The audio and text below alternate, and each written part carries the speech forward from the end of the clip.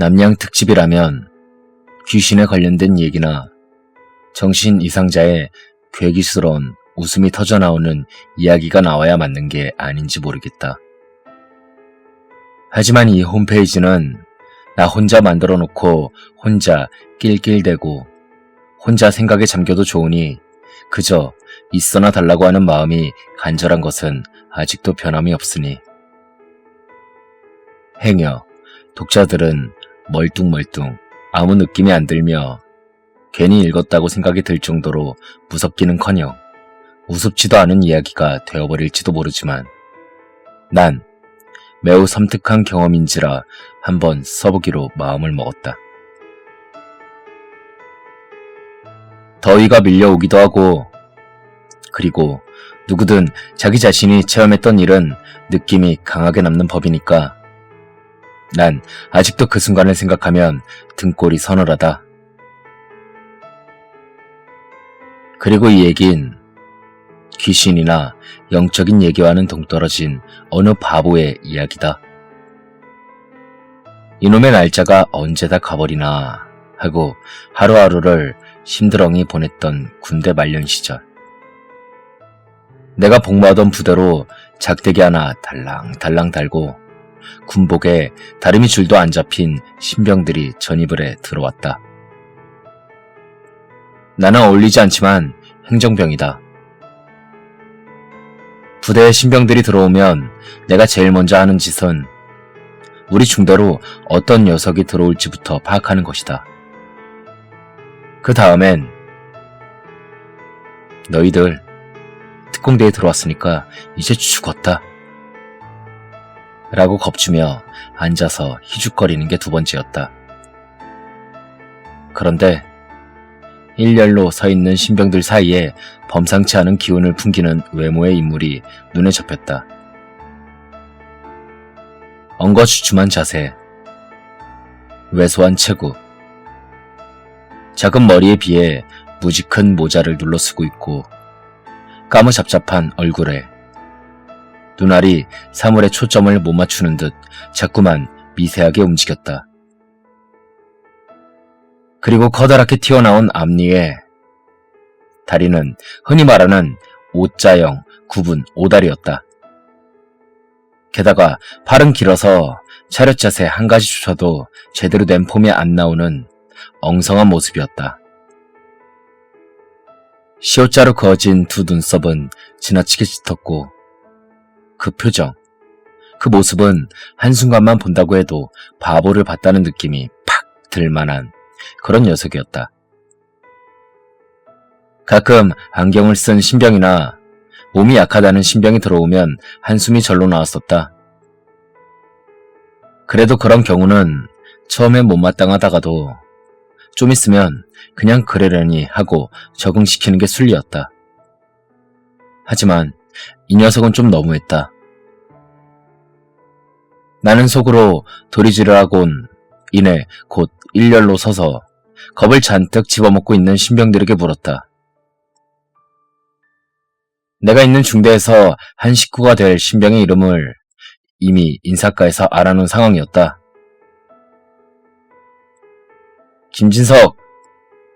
김진석이가 누구야? 그랬더니 이 바보 녀석이 손을 드는 것이었다. 튀어나온 이빨에 겁을 잔뜩 집어먹은 얼굴에 다 쓰러질 듯이 처진 얼굴로 팔을 천천히 드는 것이었다. 순간 좀 기가 막히고 말았다. 야, 관등성명도 안 튀어나오냐? 이병!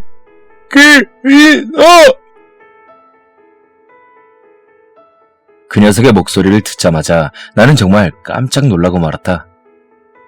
그건 일반인들의 목소리가 아니었다.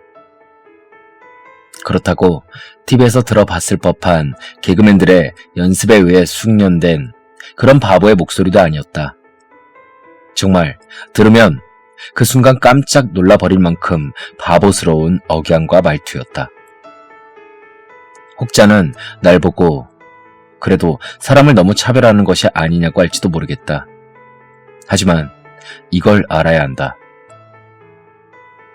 멍청하지만 너무나도 성실한 사람은 군대에게 있어선 가장 최악의 인간이다. 군 생활을 하다 보면 이러한 신병 한 명이 단체 생활에 얼마나 심각한 영향을 미치는지 그거 안 당해본 사람은 모른다. 우리 중대는 곧 술렁이기 시작했다. 이미 모두들 그 녀석이 내무반에서 엉거주춤이 각 잡고 앉아있는 모습을 보고 골머리를 싸매고 있었다. 그 모습만 봐도 앞으로의 군생활이 뻔히 보이기 때문이다. 모습만 봐도 우습기도 했지만 그 녀석이 오기만을 기다렸던 바로 윗고참이던 안희병은 얼마나 속이 상했을지 안 봐도 뻔하다. 오랫동안 기다려 비로소 막내에서 벗어나는 듯 싶더니 이게 무슨 날벼락인가 싶었을 것이다. 고단한 막내 생활을 겪은 이등병이었기 때문이다. 그리고 그 녀석은 모두의 예상을 빗나가게 하지 않았다. 정말 할 줄 아는 게 하나도 없었다. 이름도 제대로 쓸 줄 몰랐다. 정말 못 쓰냐고 물어보면 아닙니다! 하고 대답하지만 덜덜 손을 떨면서 쓰질 못했다. 태권도를 가르치다가 하도 열이 받아서 다리나 찢어 놓으려고 했다가 그 비명소리에 대대장이 놀라 뛰쳐나왔다. 늘 언제 넘어질지 모를 정도로 이상한 폼으로 팔을 휘저으며 뛰어다니고 한 번은 뛰어가다가 나를 만나자 갑자기 멈추며 이거! 이라고 경례를 붙이다가 자빠져서 부대원들이 파놓은 배수로에 빠지기도 했다. 놀래서 다가가서 괜찮냐고 물어보니 에야! 하면서 그 안에서 버둥버둥 나오질 못했다. 별로 넓지도 않은 부대대에서 길을 잃기도 했다. 취사장에 심부름을 보내면 유병소로 가서 취사병의 이름을 댄 적도 있다. 우리 중대에선 그저 잔 심부름이나 시킬 요량으로 그 녀석을 데리고 있었지만 그 녀석은 심부름조차도 제대로 못했고 그렇다고 결코 혼자 놔둘 수도 없는 녀석이었다. 그 녀석은 금세 요주의 인물이 되어버렸다. 어떻게 군대에 올 수 있었는지 의심스러웠다. 그 녀석의 바로 윗고참인 일병을 눈앞에 둔 안희병은 나름대로 무지 속상했나 보다. 쫄따구가 들어오면 정말 잘해주고 싶었단다. 속상하겠지. 뭐 나는 말년병장이라 별 상관없지만. 한 번은 우연히 그 녀석이 옷을 갈아입는 걸 본 적이 있다. 깡마른 몸에 매우 엉성한 골격이었다. 갈비뼈가 빨래판처럼 보였고 거기에 배가 볼록 튀어나와 있고 거기에 배꼽이 툭 튀어나와 있었다. 지나가다가 그걸 보고 장난기가 심한 내가 손가락을 배꼽 부근으로 가져가며 야, 이게 배꼽이야? 그렇게 말했었다. 보통은 그 장난에 움츠리며 희죽 웃기 마련이다. 근데 이 녀석은 배꼽을 튕겨도 가만히 차렷자세란 채 그걸 보고 있었다. 얼굴을 보니 고개를 숙인 채로 눈물이 그렁그렁했다. 아무 생각 없이 장난을 친 난 후회하고 말았다. 그리고 그 다음부턴 그 녀석에게 그런 장난을 치지 않았다. 그 녀석은 얼마 후 간부회의를 통해 군 정신병원으로 보내졌다. 그리고 얼마 후 군복 차림의 누군가가 그 녀석의 면회를 왔다. 모 부대의 상사였다. 그 녀석의 작은 아버지라고 했다. 그 녀석은 부모님이 안 계신다고 한 것 같다. 작은 아버지라는 분은 예전엔 그렇지 않았는데 아마도 어머니가 돌아가신 후부터 그렇게 된 것이 아닐까? 라는 말을 남기고 돌아갔다. 들은 얘기론 그리 왕래가 잦은 친척 관계가 아니었던 것 같다는 말이었다. 그 녀석이 그렇게 정신병원으로 보내게 되어진 지 1개월쯤 되었을 때 나는 제대를 얼마 안 남기고 있었다. 그리고 또 얼마 후 부대원들이 조금씩 그 녀석을 잊어버리고 살고 있을 때쯤, 그리고 그 녀석은 퇴원을 해서 다시 부대로 복귀했다. 조금 나아졌을까 하는 생각을 해보긴 했지만 군 정신병원은 치료와는 별 상관이 없다는 걸 아는 터였다. 정말 쓸데없는 생각이었다. 덕공! 이 녀석의 경례 소리는 여전했다. 그래도 오래간만인지라 내가 어깨를 툭 치며 말을 건넸다. 잘 지냈냐? 아픈 데는 없고? 그렇습니다. 여기는 말이구나. 아픈 데 없나? 그렇게 그 녀석이 부대로 돌아온 뒤 그 녀석은 한동안 부대 생활을 더했다. 나아진 게 하나도 없었다. 그런 바보스러운 행동과 더불어 이번엔 가끔 구토 증세까지 일으켰다. 그 녀석은 아무리 멀리서 봐도 그 녀석임을 알 수 있는 독특한 모양새가 있었다. 한 번은 멀찌감치해서 보니 웬 바위 옆에서 구부정한 차렷 자세로 서 있는 것이다. 가까이 걸어가면서 눈길을 떼지 않았는데 미세하게 몸을 앞뒤로 움직이는 게 느껴졌다. 그러더니 픽! 고꾸라지는 것이었다. 얼른 가보니 이 녀석은 선임병이 기다리라고 해서 이곳에 서 있었고 기다리다가 졸았다고 한다. 그리곤 또 구토를 했다. 며칠 후 상급부대에 올린 그 녀석에 대한 내용이 수렴되어 이 녀석이 조기 제대가 결정이 되었다. 내가 봐도 이 녀석은 군대에 더 있어선 안 되는 불쌍한 놈이었다. 졸지에 그놈은 나보다도 먼저 제대를 하게 되었던 것이다. 내가 생활했던 중대의 막사는 꽤 오래전에 지어진 것이었다. 그리고 부대 철조망 부근의 외진 곳에 재래식 화장실이 있었다. 꽤나 큰 푸세식 화장실이었다. 막사를 헐고 새로 지으면서 중대원들은 임시 거처로 옮겨갔고 부대원들은 그 외진 화장실을 쓰지 않았다. 그러다 보니 밤엔 백열등이 하나 있긴 있었는데 그마저도 없어졌다. 그리고 쓰질 않는 화장실이기에 한 개 달랑 달린 전등의 백열 전구도 갈아주지 않았다. 부대원들은 낮에나 지나가다 잠깐 그 화장실을 쓸 뿐이지 밤에는 전혀 가지 않았다. 멀기도 하거니와 밤속에서의 화장실 내에서는 앞이 하나도 안 보이는 데다가 불이 켜져 있어도 음산한 분위기를 느끼게 하는 화장실이었기 때문이다. 나는 군 시절에 밤에 야근을 많이 했다. 늘 밤 늦도록 또는 새벽까지 일을 했고 내가 일하고 있는 곳과 그 화장실은 비교적 가까운 곳에 있었다. 소변은 아무 데서나 가능하지만 큰 일을 치르려면 어쩔 수 없이 더듬거리며 들어가서 그 화장실을 사용해야 했다.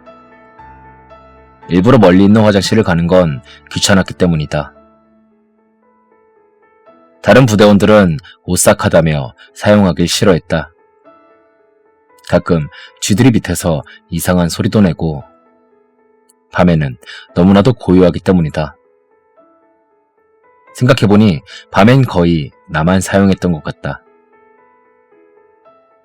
그날도 밤에 일을 하다가 똥이 마려워 라이터를 찰칵찰칵 불꽃만 튀기면서 잠깐씩 눈에 비치는 화장실의 구조를 보며 더듬더듬 그곳에 들어갔다. 발을 더듬거리다가 안전한 곳에 두 발을 디디고 자세를 잡고 온전히 이를 치르기 시작했다. 그리고 한 2분쯤 지났을까? 처벅, 처벅, 처벅. 발자국 소리가 들렸다. 한 사람의 발소리가 아닌 듯했다. 그리고는 들어와! 하는 말소리가 들렸다. 나는 순간 누군지 알 수 있었다. 안희병이었다. 나는 장난이 심한 편이다. 깜짝 놀라게 해주고 싶었다. 이 새까만 칠흑같이 어두운 화장실에 누가 있으리라고 상상이나 했겠는가. 분명 화들짝 놀랄 게 분명했다. 그러나 곧 대화가 나오기 시작했다. 야, 김진석.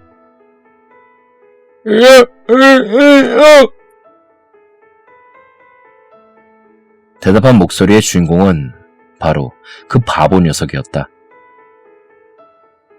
나는 부대에서 유일하다시피 하게 그 바보를 갈구는 사람이 바로 안희병이라는 것을 알고 있던 터였다. 하지만 안희병은 나름대로 군생활에 잘 적응하는 똑똑한 친구였다. 자기 할 일도 나름대로 잘 해내며 고참들과의 관계도 원만한 그런 친구였다.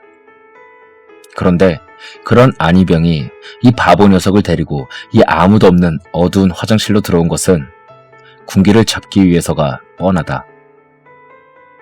사실 이런 상황은 고참들이라고 해도 못 본 척하고 만다. 그런 것을 어느 정도는 묵인을 해줘야 내무반이라는 것이 제대로 돌아간다는 그 순리를 고참일수록 잘 알기 때문이었다. 게다가 나는 달코 다른 말년병장 아닌가. 이해했다. 안희병은 말을 이었다. 야, 네가 며칠 있으면 제대한다는 것도 알아? 그래도 지킬 건 지키자는 거야. 알아?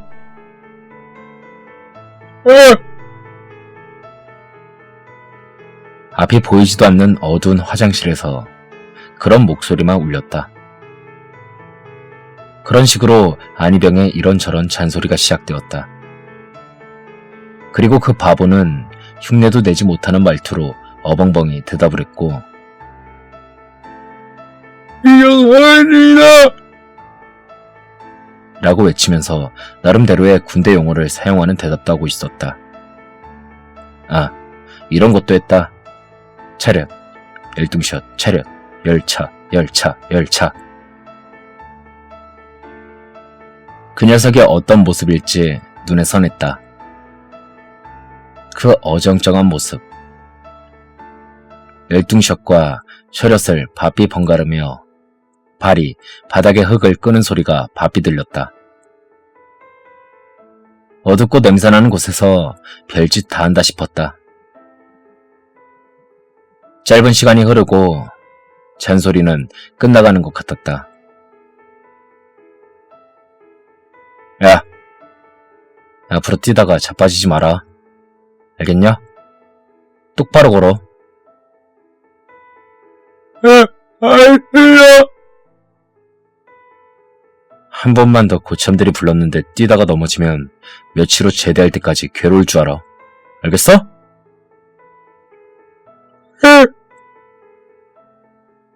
에이, 병신. 야, 내가 먼저 갈 테니까 넌 좀 이따 나와. 알겠지?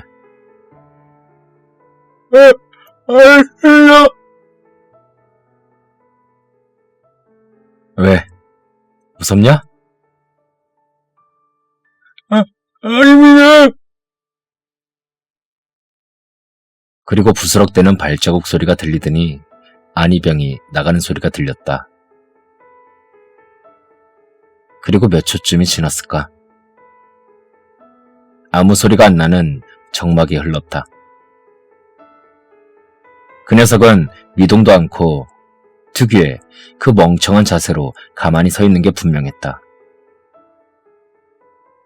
이제 내가 나가서 약간 놀라겠지만 어깨 한번 툭 치며 웃어주고 가버리면 되는 거였다. 역시 눈앞엔 아무것도 안 보였지만. 그리고 칙 하고 그 바보 녀석이 엉거주춤 발로 바닥을 끄는 소리가 들렸다. 그리고는 그 바보 녀석과 나밖에 없는 그 칠흑 같은 어둠 속에서 나지막한 한마디가 흘러나왔다. 씨발, 죽겠구만. 순간 나는 몸이 경직되었다. 나는 안이병이 나가는 소리를 분명 들었다. 그리고 이건 다른 사람의 목소리였다. 갑자기 등줄기를 타고 소름이 추르륵 끼쳐였다. 이 목소리 누구란 말인가?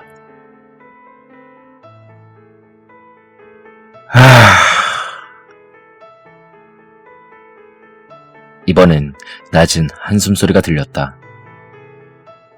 그리고는 나무 문 닫는 소리가 나면서 그 녀석이 나가는 소리가 들렸다. 난 내 두 귀를 의심했다. 그리고 무서워지기 시작했다.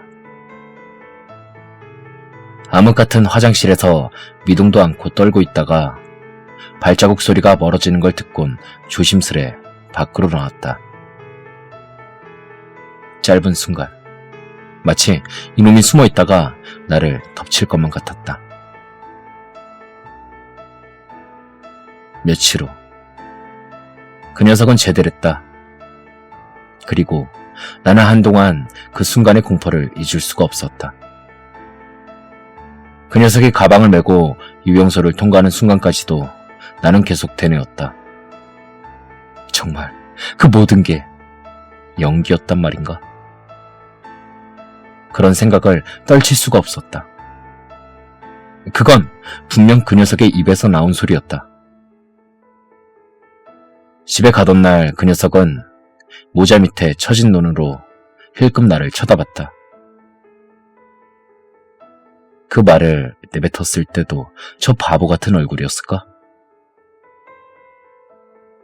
오랜 세월이 흐른 지금 나는 요즘도 가끔 그 녀석이 생각난다.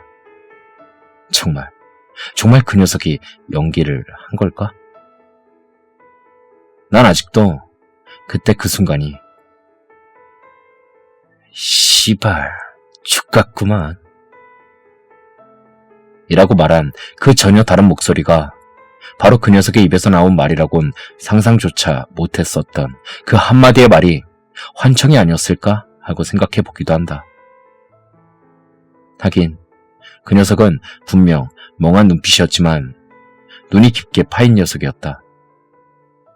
그 속에 본래의 눈빛을 감추고 있었을지도 모르는 거다. 그런데 그 모습은, 그 자세는, 그 말투는 도대체 뭐란 말인가? 아직도 서늘한 느낌이다. 그리고 오래도록 남아있을 나만의 미스테리이다. 글을 쓰는 지금도 자꾸만 뒤를 돌아보게 된다. 그 녀석이 뒤에서 쳐다보고 있을 것만 같다. 끝이다.